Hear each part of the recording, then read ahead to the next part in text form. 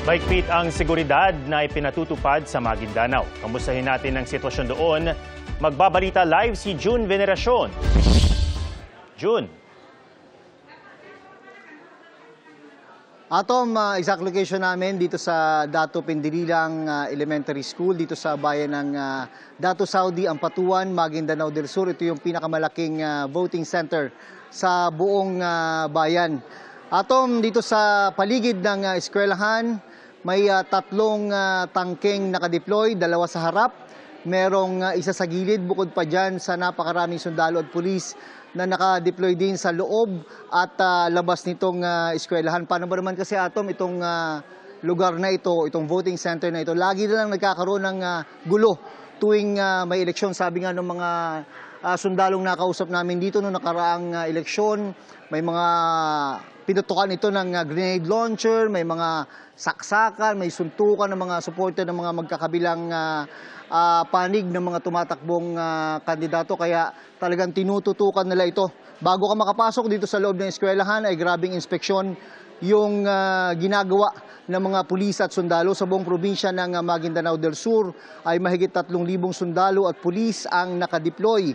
Bago nga ang eleksyon ngayong araw, Atom, nagkaroon pa ng dalawang magkahiwalay na putukan na naging basihan, kaya inilipat ang canvassing area ng probinsya. Sa utos ng Comelec Anbang, gagawin ang canvassing ng mga boto sa kampo ng militar sa 6th Infantry Division mula sa provincial capital sa Buluan.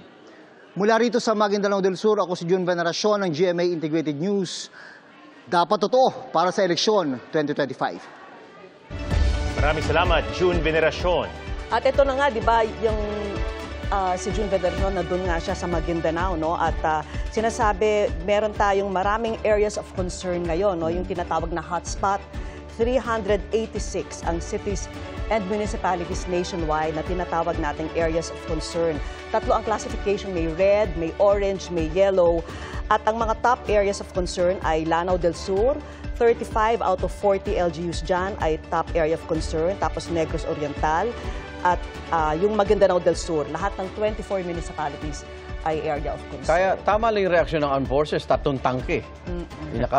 Palibot doon sa voting center para maiwasan anumang karasan. Doon nga sa Marawi, kita mo, hindi na yung init ng ulo. Dalawang poll watchers yun, yung nagsuntukan.